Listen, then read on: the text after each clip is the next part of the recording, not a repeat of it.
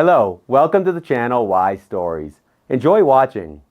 Disgustedly accepting a box with a surprise from her beggar daughter-in-law, the mother-in-law threw it away in front of the guests. If only she knew. Candy ruffled the sleepy Melita's hair and, picking her daughter up in her arms, took her to the nursery. "Mommy, do you love me?" The girl mumbled. "Of course, I love you, my treasure," Candy smiled. "You're my little girl. But Grandma said that you don't love me, you just tolerate me because you're afraid of ending up on the street. Only she and Dad love me." "What nonsense!" The mother was taken aback. "You should listen to your grandmother less. Why did she even start such a conversation with you?" "Grandma always says you're bad," Melita yawned. "But I know she's lying. She always talks badly about you, but that's not true." "Melita, your grandmother is a complicated person," Candy sighed. "Don't listen to her, at least not in everything. She doesn't understand much. But she's already old. You know what? Not every elderly person is wise. Just because she has lived to her age doesn't give her the right to judge other people, let alone claim who loves whom and who doesn't. Sleep tight, sweetheart, you have to get up early tomorrow." "I love you, Mommy." Melita yawned. "May you have sweet dreams." "I love you, little kitty." Candy tucked the blanket around her, turned off the light in the nursery, and quietly closed the door. She walked to the kitchen, where her husband was already waiting for her with evening tea. "Candy, why do you look so sour?" Salvino asked, looking at his wife's puzzled face. "Don't tell me Melita is being fussy, I won't believe it anyway." "No, Melita is fine, she fell asleep instantly, she was tired today." "It's not about her." "Not about her? You were glowing with happiness 5 minutes ago. What could have happened in that time?" "Your mother happened, that's what," Candy said, brushing him off with annoyance. "God. What now?" Salvino frowned. "Did she call you so late?" "No, worse. After your visit to her today, my own daughter claims that I don't love her. You see, Grandma told her more nasty things about me and even hinted that I don't just not love the child, but I tolerate her because I'm afraid of ending up on the street. Can you believe that?" "Candy," Salvino smiled and hugged his wife tightly, "how many times have I told you, ignore her? Mom is not a bad person, but life has worn her down, and she takes it out on everyone around her." "Salvino, this is completely unacceptable." "Okay, she personally tells me that she's dissatisfied, constantly reproaching me for my low origins, and so on. But to act so sneakily through the child? Don't you understand that Senora Claudia is manipulating Melita? She knows very well that at this age, you can plant any ideas in a child's head. Why is she picking on me?" "Candy, it doesn't matter what my mom has concocted in her mind," Salvino stroked his wife's head. "You know she's overly demanding, but at her age, it's not going to change. It's easier just to ignore her. Well, she pulls those kinds of stunts. Melita isn't stupid, even though she's only 5, she doesn't take her grandmother's words seriously. I've already talked to my mom about this. Do you think I don't notice anything? I'm a good husband, aren't I? She still treats you fine. It was worse before the wedding, you remember that. If I listen to you, she'll love me in about 15 years. Candy pouted. "Well, yeah. What choice does she have? Besides, there's nothing terrible about a conflict between a daughter-in-law and a mother-in-law. You don't have to love each other at all. After all, you only see each other a couple of times a month at most. I take Melita to her on weekends, so it's not that hard to endure a cranky aunt for a couple of hours." "Salvino, that's not normal," Candy protested. "I do everything to meet her high ideals, but I don't understand what else she wants. I love you and don't leave you without care and attention. She wanted grandchildren, here you go. I gave birth to a wonderful girl, beautiful, healthy, and clever. The house is always in exemplary order, and I'm working too, I'm not just sitting at home. What doesn't she like? She thinks she's an aristocrat and takes it out on common people like me. My dear, don't go to extremes. Salvino sighed. Yes, Mom always thought of herself as a lady from high society. For her, there's nothing worse than poverty and a lack of upbringing. And no matter how you slice it, she doesn't see you as her equal. So whatever you do, she won't like it. You know very well how she reacted when I wanted to marry you. But honestly, even though I love my mother, her opinion means nothing to me. It's not her who has to live with you, it's me, so she can keep her opinion to herself. She pouted for a bit, and then stopped. And since Melita came along, it's all been smooth sailing. Smooth sailing, you say? Candy smirked. Senora Claudia never misses a chance to remind me of my father, a criminal who left my mother and me. She constantly laments, God forbid, Melita gets her grandfather's genes. And in general, both my mother and I are clearly not of great intellect, considering we barely got by. And how do I explain to her that there's nothing shameful about being poor? We weren't living in poverty. Yes, when I was very little, my mom had to juggle 3 jobs to earn money to send to my father. But then, thank God, her eyes were opened when she realized that Daddy was living quite well in prison and was just using her to avoid wanting for anything while serving his time. And when he got out, how much stress he put my mom through. In the end, he ran off with another woman who apparently had been having an affair with him even while he was in the colony, and it didn't stop him that he had a child, nor that his mother worked herself to the bone for him. So what was my fault? I didn't choose my father. And my mom? Yes, she's a simple woman. But does that make her a second-class person? Not everyone is born with a silver spoon in their mouth like Senora Claudia. That's it. Candy, don't get worked up. Rise above this. Salvino kissed her. Who cares about my mom's opinions? Okay, Salvino, you probably see it better. But I'm begging you, let's cut down the time Senora Claudia spends with Melita. Here you're wrong. Her husband frowned. If we do that, she'll turn even more against you. Do you want that? It'll also stress me out. Let things go as they are. Let's not get involved. Time heals. You'll see, a few years will pass, and Mom will change. Yeah, sure. Candy grimaced. You yourself say that people don't change at her age. Oh, whatever. Let her say what she wants. That's right. Maybe we should go to bed. Tomorrow is Monday, and we both have work. We need our sleep. After finishing her work, Candy got in the car and headed to pick up her daughter from kindergarten. She was shocked when the teacher informed her that Melita had already been picked up by her grandmother. This had happened before, but Senora Claudia always notified them in advance of her intention to pick up her granddaughter herself. This time, neither Candy nor her son had received a call from her. Angered by her mother-in-law's self-initiative, Candy immediately drove to her house to get her daughter. She had no desire to see Senora Claudia, especially after yesterday's conversation with Melita had severely impacted her self-esteem. Her mother-in-law lived in the center of town, in an old building with a stucco facade. After parking haphazardly, Candy made her way to meet the Gorgon, as she called her husband's mother.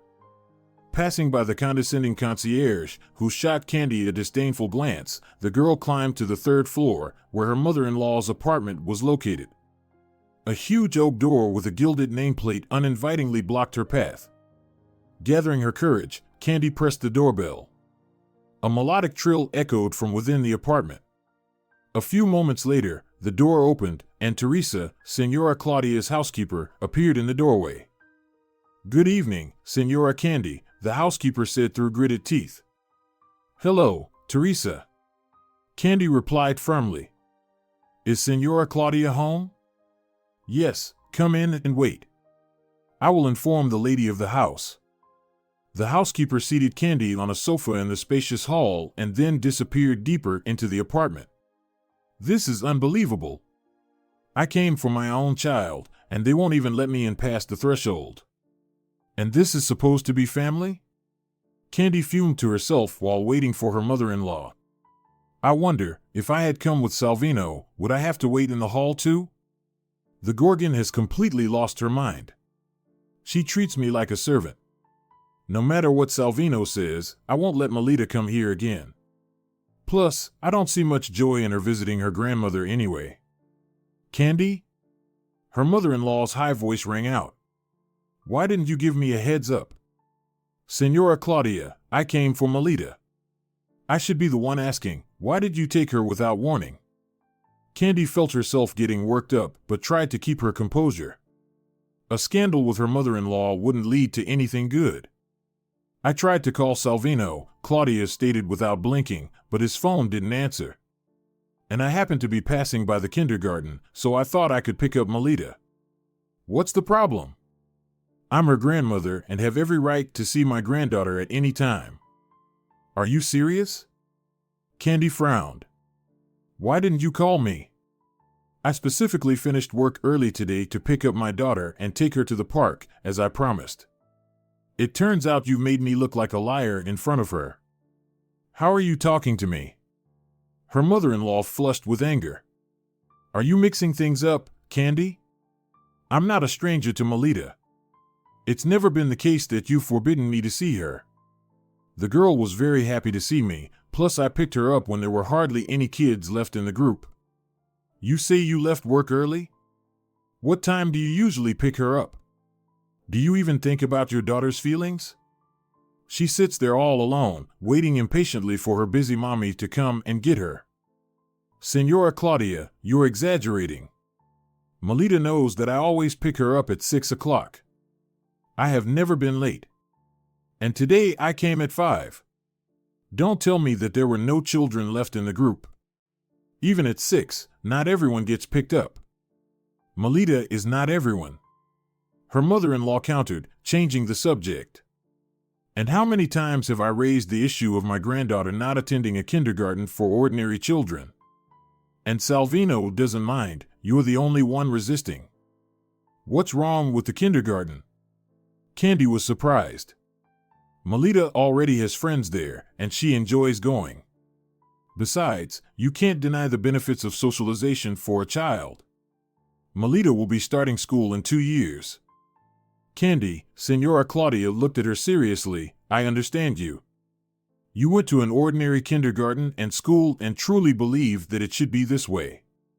But believe me, there are more effective educational models. Melita is a capable child. You shouldn't confine her to the public education system. What will she gain there? A standard curriculum? The envy of her classmates? You know what's happening in schools nowadays. If I were a conscientious parent, I would think 3 times before condemning my daughter to such torments. Besides, it's not fitting for a girl of her status to study among. Among whom? Candy interrupted. The dregs? That's what you usually call ordinary people. Senora Claudia, I respect your opinion, but I ask you to understand me too. Just because Salvino earns well doesn't mean Melita should hold her head high like you do. I want my daughter to grow up to be a decent person first and foremost. You're right. Melita is a capable girl, very curious, and already significantly outpaces her peers. But as her mother, I believe, and Salvino fully supports me, that a child should develop alongside her peers. We shouldn't uproot her from society. My husband and I will give her everything we can, and we will choose a good school, but we will never raise a snob or a hypocrite. Is that what you think of me? Senora Claudia was taken aback. How else? Candy smirked, no longer fearing that she would anger her mother-in-law. For some reason, at that moment, she just didn't care anymore. You, Senora Claudia, see a speck in someone else's eye but fail to notice the log in your own.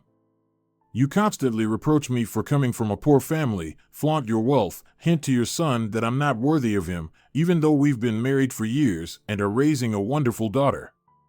And here you are, a lonely aging lady who, out of boredom, doesn't know what to do with herself and constantly sticks her nose into other people's lives. Have your riches brought you much happiness? Salvino doesn't even want to come here anymore because you've driven him crazy with your constant nitpicking. You only care about money. You can't take it with you when you go.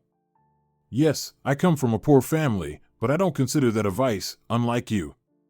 But I am happy. I have loved ones by my side, not a soulless housekeeper and equally soulless diamonds.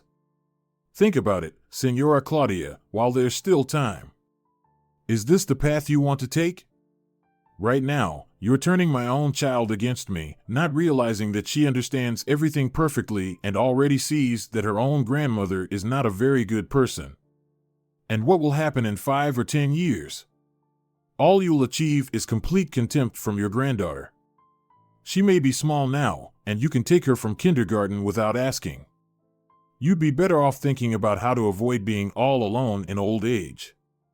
Or do you think you can surround yourself with a bunch of caregivers, pay them with stacks of cash, and peacefully depart from this world? You need to be kinder. By the way, I've been your relative for 6 years now, and you still treat me like a servant in the hallway. Is that normal to you? Answer me this, why are you like this? Can one person really be concentrated with so much hatred and disdain just because someone is lower on the social ladder? I sometimes even wonder how such a terrible woman like you could have such a wonderful son like Salvino. Have you said everything? Her mother-in-law asked coldly when Candy's verbal stream finally ran dry. If so, I ask you to leave my apartment and not return here in the future. With pleasure. Candy smirked. But I'm taking Melita. I actually came for her.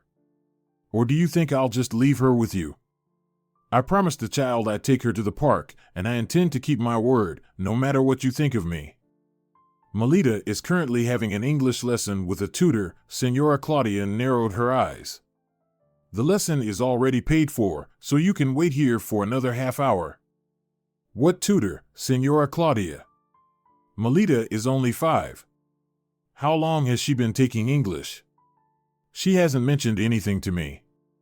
Today is her first lesson. Salvino and I discussed it. Oh, really? He hasn't discussed anything with me, Candy mimicked. I'm not going to overload my daughter with classes. Their group in kindergarten is strong enough. This is sufficient. The last thing we need is for Melita to lose her childhood. Where is she? Candy resolutely headed toward the living area of the apartment, remembering that the housekeeper had mentioned a greenhouse. Her mother-in-law tried to block her path. Candy, it's rude and just plain ugly to interrupt the lesson. What will the teacher think? That she walked into some hovel? Let the girl finish her lesson in peace. And let's be reasonable. Yes, I may have rushed into language studies. But what if Melita likes it? As a mother, you can't deny her that.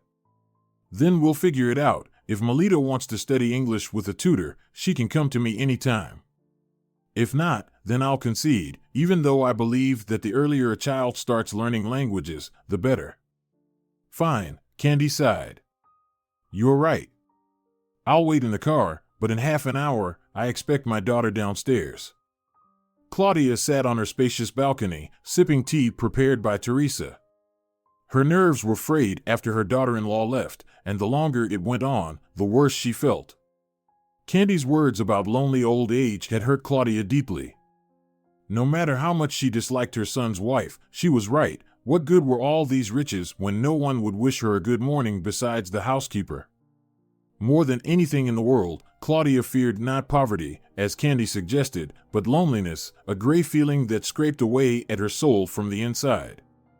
Salvino had grown up and only came to visit when he brought Melita. He didn't always answer her calls, and when he did, he limited himself to polite phrases. Melita was the only joy for Senora Claudia. She loved her granddaughter, but she couldn't help the feeling she had toward her daughter-in-law. It was already dark, and a pair of moths buzzed against the lanterns hanging on the wall. The buzzing reminded Claudia of her youth. There was an evening just like this one when a couple of butterflies fluttered their wings against a glass lampshade. The place was different, and the light fixture was just a lamp hanging from the ceiling of the hayloft in her grandfather's house, where Claudia Ferres, then a 19-year-old, had once lived. She was a beauty. Her parents, a couple of ordinary employees at a large research institute, often sent their daughter to stay with her grandfather for the summer. The stern old man named Fidel lived alone, having buried his wife, Claudia's grandmother, several years earlier. He didn't like to talk and generally had difficulty connecting with others, so from the age of 13, Claudia found her own chores and entertainment. When she turned 19, life in the village began to worsen. Fidel started distilling moonshine. One day, Claudia went down to the cellar without asking and saw a distillation apparatus, neat rows of flasks and test tubes, and a hoard of various tinctures in bottles. She didn't say anything to her grandfather or her parents, even though she understood perfectly well that Fidel could face a hefty sentence for his hobby. She decided it would be her personal secret. But soon, Claudia forgot all about the contents of the cellar. The reason was a boy who appeared next door. The handsome lad was named Tomas. Like Claudia, he had come here to visit relatives. Tomas was in his 4th year at the Polytechnic, but was struggling with his studies. He had flunked his exams and was preparing to go to the army in the fall. With the friendly beauty Claudia, Tomas quickly found common ground. He began to visit her often, helping around the house. At that time, her grandfather had taken to drinking heavily and hardly left the house, and the garden couldn't take care of itself, nor could the livestock. Claudia couldn't manage it all by herself. For 2 weeks, while Fidel was in a drunken stupor, Claudia and Tomas managed the household. She didn't even notice how she fell head over heels in love. The feelings were vibrant and mutual. It was late August, and one evening, Claudia and Tomas lay in the hayloft, resting from their daily chores. 2 butterflies fluttered against the dim light bulb that barely illuminated the space under the roof. "Will you marry me?" Tomas suddenly asked, holding Claudia close to his chest. "Are you joking?" The girl yawned. "My parents would never agree." "Claudia, we're both adults. What do parents have to do with it?" The guy was surprised. "I love you more than anyone else in the world. Isn't that the main thing?" "I love you too, Tomas." "But, can there really be a but?" Tomas smiled. "Claudia, I understand that we've only known each other for a couple of months, but I've already decided that I want to spend the rest of my days with you. I've never felt anything like this before. You know what they say, a friend is recognized in trouble. And what trouble do we have?" Claudia smirked. "And it's about friendship, not love. A beloved one is also recognized in difficulties." The guy philosophically declared. "I see that you're not thrilled about your eternally drunk grandfather slaving away in the garden when you could have stayed in the city and lived comfortably. You're a beautiful girl. Someone like you should be taken to restaurants, not cow sheds. But you handle it all calmly. You don't throw tantrums or complain. I believe a real woman should be like that. Nowadays, girls are all about dating the wealthier ones. Yes, I'm just an ordinary student, even expelled, from a poor family, and I can fully understand your doubts about our future. But believe me, once I serve in the army, I'll return and reinstate myself at the institute. We'll live well. Even if studying doesn't work out, I'll go to the factory. I'll do everything so that you won't lack for anything. When a person has motivation and a goal, they can move mountains. I swear to you that I will never let you down." "You swear?" Claudia looked at him. "I swear on my life." Tomas replied passionately. "Claudia, you'll live like a queen with me. I'll pull you out of this poverty. Someone like you shouldn't walk around in cheap rags and carry water with yokes. I won't be around for a couple of years. You'll finish your studies in the meantime, and then I have an apartment from my grandmother, though it's not fancy, but we have to start somewhere. We'll fix it up, have kids, and settle down." "Oh," Tomas looked Claudia aside. "It all sounds so good in words, but life isn't always that simple. And the army. You know there's a war in Afghanistan right now. What if they send you there? I wouldn't be able to find peace with all the constant worries. Why do you think they'd send me to Afghanistan? First of all, it's calmer there now than it was a couple of years ago. They say everything will end soon. Secondly, they say they don't send draftees there. So, what do you say? Will you marry me? Yes. Claudia leaned in. But only when you come back. I promise you that I will wait. For now, I'll prepare my parents mentally so they know I've made my choice, since my mom is always trying to set me up with some of her acquaintances. Well, it's a deal. Tomas pulled the girl close to him. So for now, let's exchange vows. The guy pulled out a couple of purple flower clusters from somewhere in the hay and carefully divided them in half. Here, he offered one of the flowers to Claudia. Take this as a sign of my eternal love. Dry it between the pages of a book, and when you feel sad, take it out and remember me. And I'll dry mine and carry it near my heart in a locket so that your love always protects me. A week later, Claudia returned to the city. The new school year was approaching. In mid-September, Tomas was drafted into the army. While seeing him off at the train station, Claudia, who had run away from classes, cried. The departure of the train was already announced, but the girl couldn't release her embrace. A week later, Tomas called her and informed her that his unit was being sent to Kandahar almost in full strength. The unusual name meant nothing to Claudia, but her heart tightened anxiously at his words. That was the last time she heard her beloved's voice. Just a few days later, her mother told her that Tomas had died in battle. Claudia couldn't believe it. She locked herself in her room and cried helplessly, clutching a tiny square of epoxy resin that held a nameless purple flower forever sealed inside. A month later, Claudia realized that something strange was happening with her body. She became extremely sensitive to smells, her breasts ached intolerably, and frequent nausea made it hard to sit through classes and sleep. You look pregnant, my friend. Her classmate Eleonora remarked one day. You should see a gynecologist. It might not be too late to get rid of the pregnancy. Eleonora was well aware of the tragic romance of her friend and firmly believed that giving birth under the current circumstances was sheer foolishness. Claudia listened to her and went to the women's clinic, where her gloomy suspicions were confirmed. Then came the difficult conversation with her parents. Contrary to expectations, Claudia's mother took a firm stance. She said it was necessary to give birth. It was clear that she would have to forget about her studies. Claudia was beside herself with grief. She wanted a child with Tomas, but raising it without a father seemed unthinkable.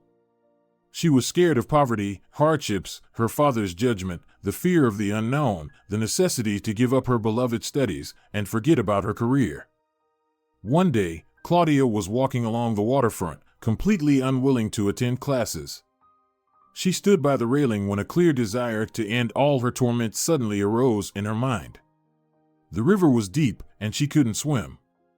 Figuring that if she fell into the river, she would surely drown, she looked around to make sure that no one would interfere with her plans. Suddenly, someone roughly grabbed her by the collar.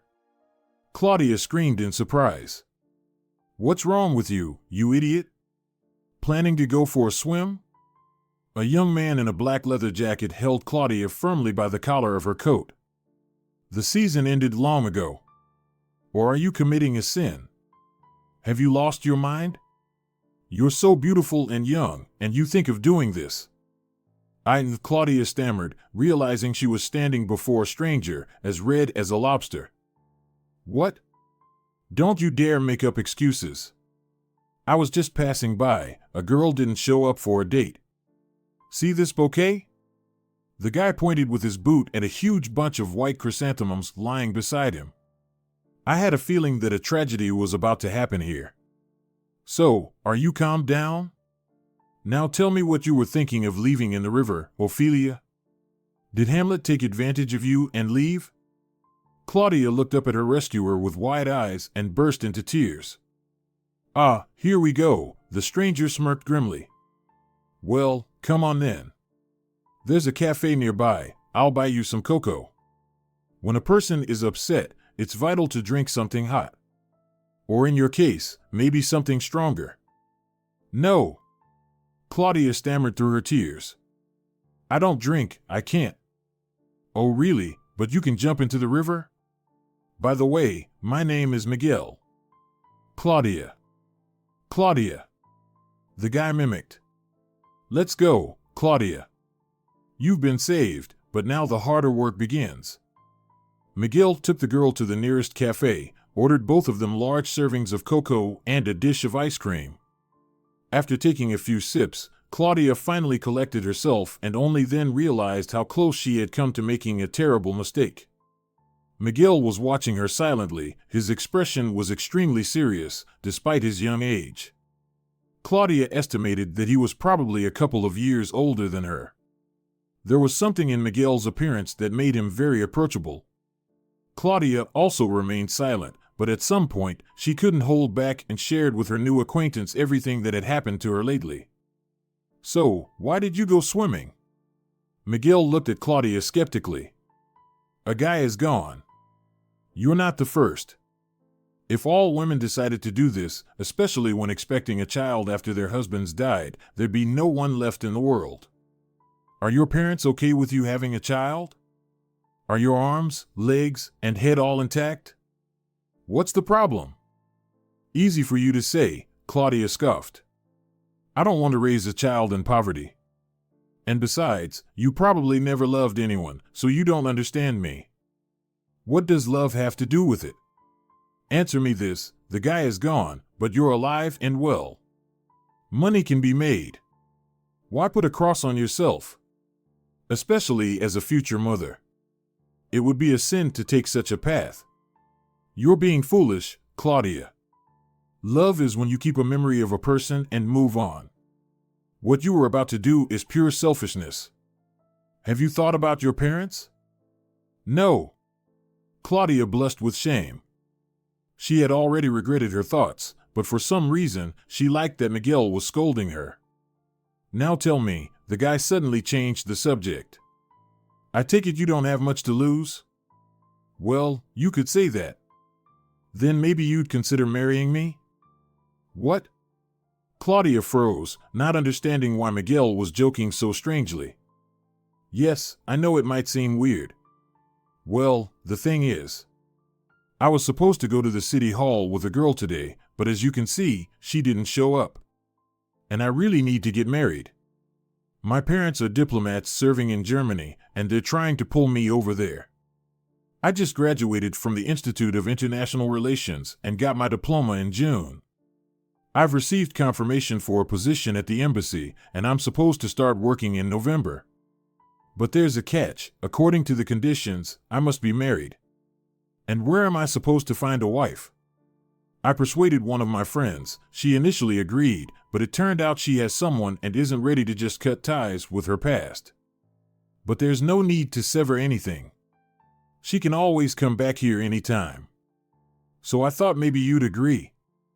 I agree, Claudia mumbled, looking at the empty cocoa glass. What? You agree? Yes, the girl nodded. It will be hard here anyway, so at least I'll get to see the world. Claudia, don't worry about expecting a child. For me, it's even better that my wife is pregnant. It gives several advantages at work. You'll have as much money as you want. I've been to Germany several times and even to Italy. You'll like it there. A beautiful woman like you deserves to live beautifully, not to languish here alone in poverty, especially with a small child in your arms. I swear I won't bother you. This marriage will be purely formal, it's for appearances. I'll accept the child as my own and will register me as the father. I'll never say a word against you. If this goes against your morals in any way, we can discuss everything. Nothing goes against my morals. Claudia countered. I'm saying I agree. Great. Do you have your passport with you? Passport? Yes, passport. I have an appointment to register at the city hall in an hour. Of course, another bride is indicated, but my boss is a friend of my mom's. She'll fix it without any problems. But I'm not dressed for this, Claudia weakly protested. Oh, what? Do you want a lavish wedding with a dress and doves? We can quickly stop by a familiar dealer. He'll get you a nice French suit. We were planning to go there with Giovanna anyway. You two have similar figures and heights. And what about your parents? What about them? Well, won't they be against it? Oh, don't make me laugh. Mom arranged all this herself. What matters more to her is my career. You understand, it's an uneasy time. So it's better to think about practical matters rather than love. Why is it uneasy? Claudia gasped. It's nothing, just rumors. And that's not the point, Miguel waved it off. We don't have time to discuss this anymore. We need to head to the city hall and then go get the clothes. Miguel led Claudia to a large pavilion near the bus stop and gallantly opened the door of his car. It was a sparkling bright red car with chrome details, a dream for anyone. Claudia had never even stood next to such a car in her life. The interior was beige, and the quilted seats beckoned her to sit down, which she did. From that day on, Claudia's life changed drastically. Her parents didn't particularly approve of such a strange marriage, but the prospect of becoming related to an influential family outweighed their prejudices. In November, Claudia and Miguel moved to Germany. Miguel didn't deceive her. His young wife wanted for nothing, and gradually, romantic feelings began to develop between them. Of course, it couldn't really be called love, but Claudia deeply respected her husband and did everything she could to avoid disappointing him. In May, the couple had a wonderful, healthy boy named Salvino. Miguel was enamored with the child and acted like a model father. After the fall of the Berlin Wall, the couple had to return to their homeland, but it didn't affect the family's wealth. Thanks to Miguel's parents' connections, he landed a job at the German embassy. Claudia took care of their little son. She had a housekeeper, a nanny, and even a personal chef at her disposal. By contemporary standards, their family was considered very affluent. Influential people frequently visited their home. Their social circle was rapidly expanding. The refrigerator was always stocked with food, and the wardrobe was filled with expensive clothes. Little Salvino started school, not just any school, but a prestigious gymnasium with a language focus. Claudia quickly forgot about the hardships of life, becoming a true socialite. Miguel's career was on the rise, their family transformed from well-off to wealthy. At the same time, Claudia ventured into entrepreneurship, opening a couple of small hotels. Over 10 years, her hobby grew into a large hotel chain across the country, bringing in a stable income. Their son was growing up, and although Miguel was rarely home, he continued to increase the family's wealth. Life continued on its course. Claudia could even call herself happy. Yet sometimes, she still felt lonely. In those moments, she would lock herself in her bedroom, take out the tiny square of epoxy resin from her jewelry box, tightly squeeze it in her palm, and cry softly. In the mid-2000s, Miguel suffered a massive heart attack. Later, Claudia learned that at the time of the attack, her husband was with another woman, and that's why his heart couldn't take it. Miguel died in the hospital. His wife was inconsolable with grief. By that time, their son was already a third-year student and had withdrawn into himself. Salvino loved his father, and he couldn't comprehend how such a relatively young man could die so suddenly. He was the first to find out what had really happened. Miguel's mistress came to him, asking for money in exchange for her silence. He kicked the shameless girl out, as there was no longer any point in worrying about reputation. However, Salvino decided to keep this information from his mother for a while, fearing that her heart couldn't take it either. He confessed accidentally during an argument over something trivial. Contrary to her son's fears, Claudia reacted calmly to the news of her late husband's infidelity. "Aren't you going to say anything?" Salvino was outraged, clearly troubled by the fact much more than she was. "What am I supposed to say?" Claudia replied impassively. "Aren't you hurt? You and Dad loved each other for so many years, and then there's this betrayal. And it ended fatally, no less." Salvino, his mother, pushed her chair away from the large dining table and sat down. "You don't know much, and I probably should have told you everything sooner, but now it doesn't matter. You see, your father isn't really your father at all." "What are you saying?" Salvino felt his legs go weak and sat down beside his mother. "When I found out I was pregnant with you, I nearly did something foolish. But Miguel saved me, in every sense. Claudia told her son everything, leaving out no details. Everything that's left of your father. She showed Salvino a small transparent square with a flower inside. Once, Tomas and I swore that these flowers would symbolize our love. Yes, we barely knew each other, but that was enough for a real feeling to settle in my heart forever. When I feel bad, I always take out this talisman, and it instantly lightens my heart. I respected Miguel immensely. I treated him more like a brother, a friend, but I never loved him. I knew perfectly well that he had other women. We got married from the start, understanding that it was just for certain benefits, for both of us. Essentially, I was always just his official cover. And so what if he had mistresses? I remained loyal to your real father, Tomas, my entire life. God is my witness, I never once cheated on him, even in my thoughts. So you're saying that you and Dad never had anything over all these years? Nothing, Claudia blushed. You probably won't understand, but sometimes that happens. I promised Tomas that I would wait for him, and I'm keeping my word. Mom, he's been gone for over 20 years. What's the point? When you truly love someone, Claudia stroked her son's hand, you'll understand what true fidelity is and why it's important. And death is not always a reason to stop loving someone. When Salvino turned 30, he realized he had finally met the one. The modest girl Candy immediately caught his attention. Before meeting her, he had experienced unsuccessful relationships. His first girlfriend had started dating him back in college. She came from a wealthy family and was very much liked by Senora Claudia, but 3 years into their relationship, Salvino caught her cheating. For a couple of years, he didn't trust women at all until he met his second girlfriend. The playful and cheerful Florisa was also liked by his mother.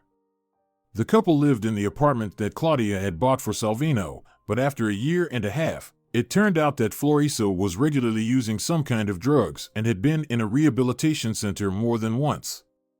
At first, Salvino convinced himself and his mother that he would help his beloved overcome her illness. But when another relapse occurred after her latest release and Florisa was caught stealing jewelry from Claudia's apartment, their relationship came to an end. After Florisa, Salvino had fleeting flings, and his mother was deeply concerned that her son was unlucky in love. Moreover, Claudia was very eager for grandchildren. As the years sped toward 50, living alone in a huge apartment where every corner reminded her of her late husband and their once happy life became unbearable. Claudia still feared loneliness. She had even hired a housekeeper not so much to keep things in order but for some social interaction. By that time, Salvino lived separately, was absorbed in his work, and rarely visited his mother. But that evening, he unexpectedly showed up without warning. When his surprised mother heard from the housekeeper who had come, she immediately rushed out to greet him, but Salvino was not alone. A petite girl in a gray coat and dirty boots stood beside him. At first, Claudia thought her son had brought her a new housekeeper. They had recently discussed this topic, but Salvino surprised her. "Mom, meet Candy." "Candy?" Claudia raised her eyebrows. The tone with which her son introduced the girl did not inspire confidence. "Yes, she will soon become my wife," Salvino proudly announced, removing his companion's coat. Candy stood there like a mouse. Claudia, like a hawk spotting its prey, scrutinized her critically. Cheap suit, unmanicured nails, a haphazardly done makeup and hairstyle, clearly not from a salon. "Well, come in," she said tersely. Right away, Claudia didn't like the girl. She looked poor, cowered in a corner like a frightened animal, and spoke indistinctly. It was obvious that Salvino was out of her league. Besides, this Candy was 5 to 7 years younger than him. Remembering her son's past unsuccessful romances, Claudia would have looked skeptically at any girl he brought home, but this announcement of an upcoming wedding completely stunned her. When the girl, looking bewildered at the ornate stucco, antique furniture, and huge mirrors, walked into the dining room, Claudia held her son back. "Salvino, wait. I hope you're joking." "What are you talking about, Mom?" The guy looked at her in confusion. "About the wedding. Who is this girl, anyway?" I understand you're still struggling with the breakup with Florisa, but that's no reason to drag the first stray dog you find into our home. Candy is not a stray. Salvino looked at his mother in surprise. Are you put off by her appearance? Believe me, Mom, you couldn't find a better girl. I love Candy. I didn't tell you before, I kept putting it off, but we've been dating for almost 8 months, and I've decided that this woman will be the mother of my children. You'll see, appearances can be deceiving. Candy looks scared all the time, but there are reasons for that. Otherwise, she is really great, smart and honest. And I love her. Love. What else have you come up with, Salvino? It's clear even to a fool that this girl has latched onto a bigger piece and is dragging it into her hole like a rat. Where did you even find her? Did you see how her eyes lit up when she saw the chandelier? Mom, what chandelier? Candy was amazed by all this splendor. She has never seen chandeliers like this in her life. And anyway, to be honest, she had no idea that I have a wealthy mother. I've always told Candy that my family is completely ordinary. My mother is a grieving widow. She doesn't even know how much I actually earn. I always took my work car if I had to drive her somewhere. I'm not stupid. I understand that girls nowadays are only interested in money, but Candy is special. I even borrowed money from her a couple of times for show. She always gave me her last bit. I don't know, son. To me, she seems like a common fraud. Stop it. You're seeing her for the first time. I've known her for a long time, and I'm 100% sure that she's my true love. Didn't you tell me that if such a feeling arises, it should be cherished like the apple of your eye? So keep in mind, even if you take Candy the wrong way, it won't change my decision to marry her. I've made up my mind, and you know me. Claudia could only sigh heavily and head to the dining room. The conversation wasn't going well, despite Salvino's best efforts to lighten the mood. Claudia was annoyed that her son's chosen one knew nothing about art, couldn't tell a dessert fork from a fish fork, rested her elbows on the table, and had never even been abroad. The girl radiated poverty and bad taste from a mile away, and Claudia had a real allergy to that. Meanwhile, Candy cheerfully talked about how much she loved spending time in the countryside, shared details about her meetings with Salvino, and enthusiastically discussed chemistry and biology. As it turned out, she worked as a lab technician at a large pharmaceutical company. None of this interested Claudia at all. After Salvino and his girlfriend left, Claudia spent a long time fuming to herself, not understanding what he saw in her. What irritated her the most was that she saw herself in Candy, the same Claudia who swore love in the hayloft and had been running away from that life ever since Tomas was gone. Even the little coat on the girl was exactly like the one Claudia had almost worn when she made an irreversible mistake. Wandering through the shopping mall, Candy was genuinely distressed. She was racking her brain to figure out what to give her mother-in-law for her anniversary, which was just a few weeks away. She had no desire to attend the celebration, nor did she have an invitation to it. But Salvino insisted that a good gift was a great chance to win his mother's favor. Plus, it wouldn't be right to skip the celebration. Candy insisted that she would choose and buy the gift herself with her own money. Salvino, knowing his mother's penchant for expensive things, initially resisted, understanding that his wife's salary would hardly be enough for anything decent by Senora Claudia's standards. Candy moved from one department to another, examining expensive tableware, jewelry, handbags, and other potential gifts for a long time. But nothing seemed right, and Candy understood that perfectly. She even imagined how her mother-in-law would dismiss any present brought by her daughter-in-law. What on earth can I give this Gorgon? Candy fumed to herself. She already has everything. Even if I gift her a necklace with emeralds, she'll just toss it on a shelf and never remember it. No, it needs to be something different. Maybe I should consult Salvino. He, as her son, must know what would touch his mother's heart. When she returned home, Candy waited for her husband. Melita was at her grandmother's, learning the basics of English. After that incident, the women agreed that the girl would have lessons with a tutor twice a week. Candy didn't like it, but Melita was thrilled. Salvino returned around 7. Candy immediately pounced on him with complaints about not being able to find a gift for his mother. "Well, how do I melt her heart?" the girl asked. "Even if I spend all my money, she'll still be unhappy.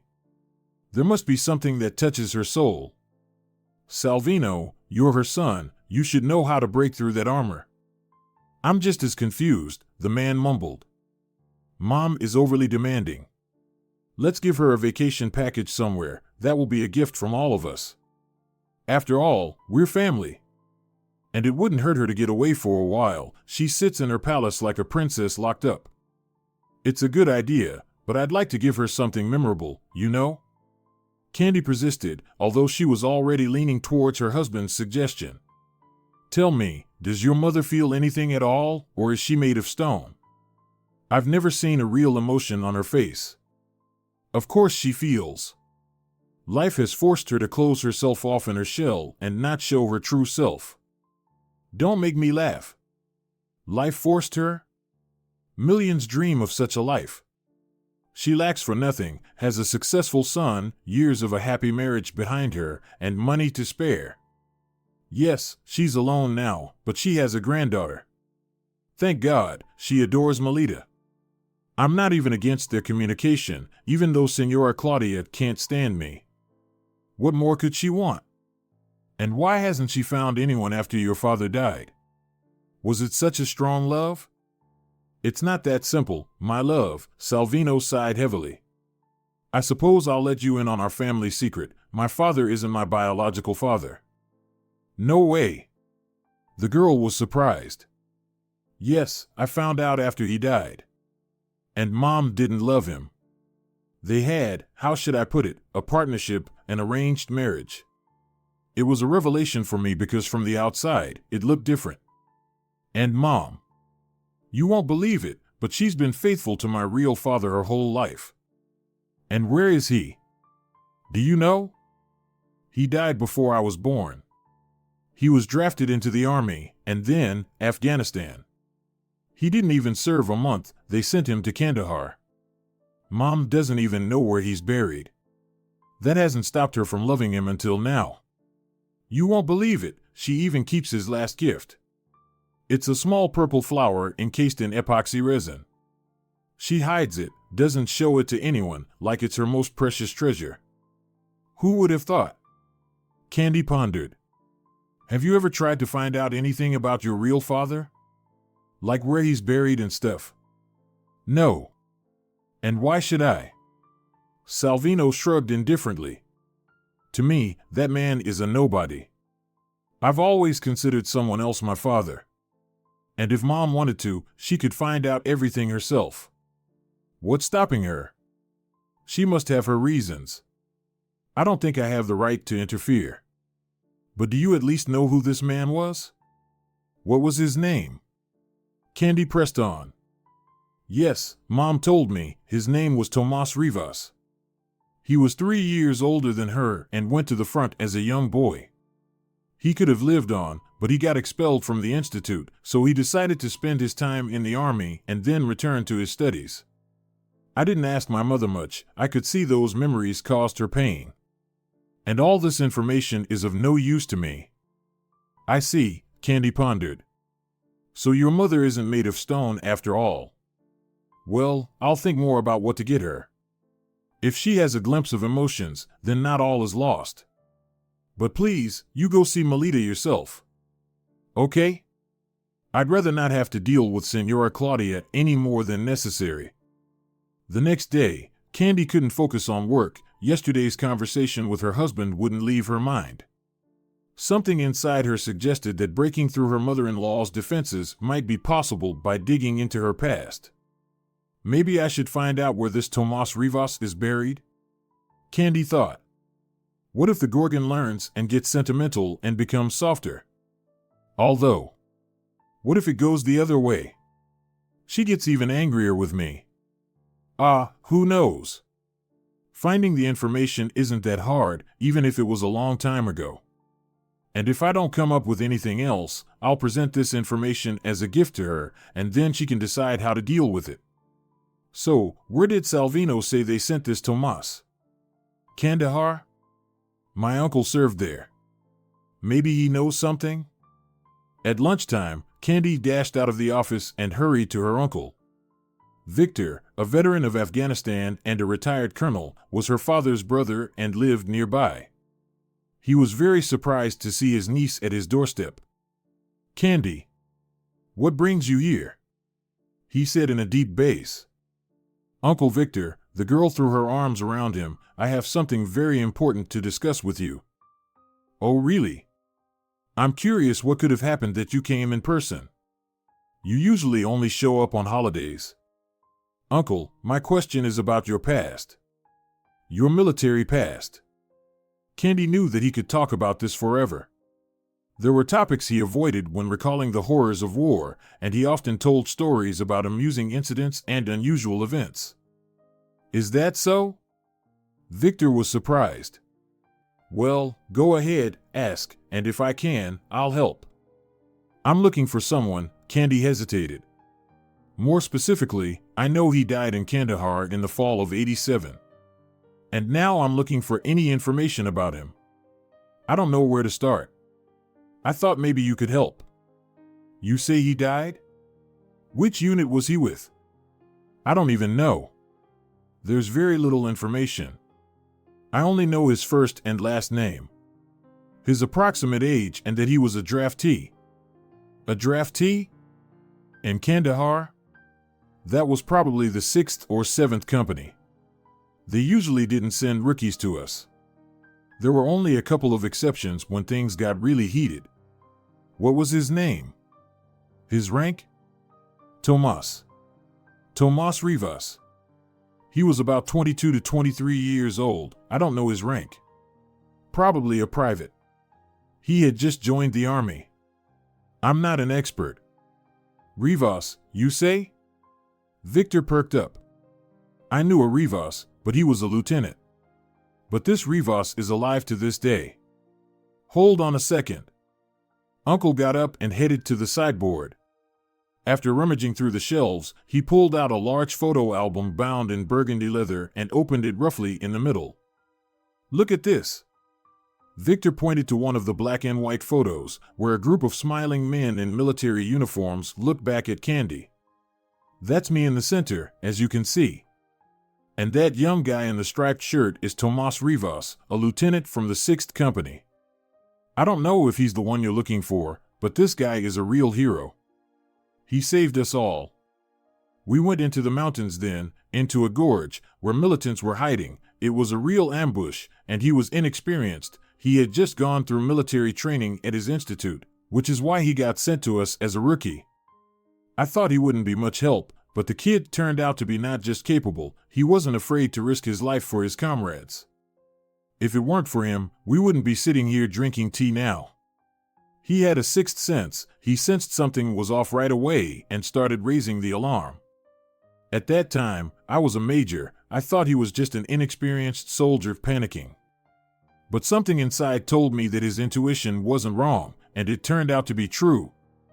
I put the whole company on high alert. We hid, and sure enough, they crawled out of the bushes. But we were ready. We fought them off, and we had the numerical advantage. Tomas really showed himself brilliantly that day. He even helped the wounded later, even though he lost his legs himself. Look here. Is this your sought-after man? I actually don't know what he looked like. Candy shook her head, but still looked closely at one of the photographs. And then she froze. From the blurry photo, across time and space, was looking at her. Salvino. Yes, the hairstyle was different, and he had a small mustache on his face, but she was certain she was looking at her own husband. You've gone pale, girl, Victor said, worried. Uncle, are you sure this man is alive? Well, he was alive and well at the last veterans meeting. Why do you ask? Is that him? He's a copy of my husband. Candy, come on, don't beat around the bush. Who are you looking for? Candy told her uncle everything. He sat there, frowning. So that's how it is, interesting indeed. Life has its coincidences. Rivas told me that his girl was waiting for him. He showed me her picture. She was beautiful. Candy, you should go see him. He doesn't live here anymore, but in the region. By the way, he's a respected man. He became disabled but didn't give up. As far as I know, he has his own section in the village where he trains people who have lost limbs. They even regularly go to competitions. Here, write down his address. Candy, Salvino, and Melita arrived when the celebration was already in full swing. Claudia greeted them cheerfully and didn't snap at her daughter-in-law. Here, Mom, this is for you from all of us. Her son handed her an envelope. We thought you hadn't had a break in a long time. Oh, how nice. Claudia smiled at her son and the guests as she opened the envelope. Oh my God, what a lovely surprise. Son, you hit the mark with this gift. I was just thinking about going on a vacation somewhere. This is for you, Grandma. Melita handed her grandmother a handmade card that she had been working on for the past week. How beautiful. Claudia stroked her granddaughter's head. You can see you put in a lot of effort. Melita, you have artistic talent. You parents should think about enrolling her in an art school. Look, dear guests, at the talented granddaughter I'm raising. Immediately, there were exclamations of approval, and Melita even blushed with pleasure. And this is from me, Senora Claudia. Candy shyly handed her a small box. H.M. Claudia grimaced as she accepted the gift. Another silly thing. Why did you have to come up with something? The vacation package is more than enough. I bet it's another cheap trinket. Candy, how many times have I told you, it's better to give nothing at all than some silly thing? Candy turned beet red. Mom! Salvino exclaimed. You don't even know what's in there, and you're saying that. Candy worked really hard. Oh, come on. Claudia snorted and dramatically threw the box into the trash bin, where a pile of used napkins already lay. Candy couldn't take it anymore and burst into tears. She pushed her husband away and ran towards the exit. Salvino quickly picked up Melita and hurried after her, casting a reproachful glance at his mother. When the guests had left, Claudia sat alone on the couch, wondering if she had gone too far by publicly humiliating her daughter-in-law. Maybe I overreacted? She thought. I should have at least not thrown that little box away in front of her. Well, what could she have possibly given me? Another cheap trinket? I'd rather have a nice set of dishes. It wouldn't be embarrassing to show off and then shove into a corner. Well, a fool is a fool. At that moment, her phone beeped. Reluctantly, Claudia reached for it and opened a message from her son. Mom, you've outdone yourself. If you knew what Candy did, you would have acted differently. You have no conscience. Until you apologize to her, you can forget that you have a son and a granddaughter. That's just what I need. Claudia fumed. Because of some ragamuffin, Salvino has turned against me. What could she have possibly given me that turned everything upside down? Teresa. Yes, Senora Claudia, the housekeeper's head appeared at the door. Haven't you taken out the trash yet? No, I'm just about to. Please check. I threw away a box today. It was a mere trifle, but now there's such a fuss over it. If you find it, bring it to me. Okay? A minute later, Teresa, holding the package disdainfully between her thumb and index finger, placed it in front of her employer. It's a little dirty, but I wiped it with a napkin, she reported. No matter. Claudia grumbled and immediately untied the neatly tied blue ribbon. She hurriedly lifted the lid of the box and froze. The mask of disdain immediately fell from her face, giving way to a torrent of tears that flowed freely. Claudia carefully took what lay in the box. It was a small square of mica, or rather, 2 mica sheets with a tiny purple flower sandwiched between them. Claudia trembled as she reached for the doorbell. Candy opened the door. Candy, the mother-in-law looked down, feeling guilty.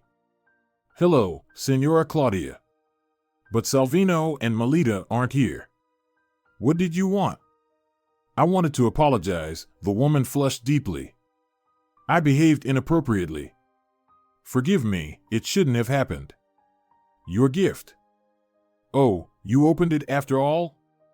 The daughter-in-law smiled sadly. Yes, Claudia whispered, opening her palm where the purple flower lay. Candy, tell me, where did you get this?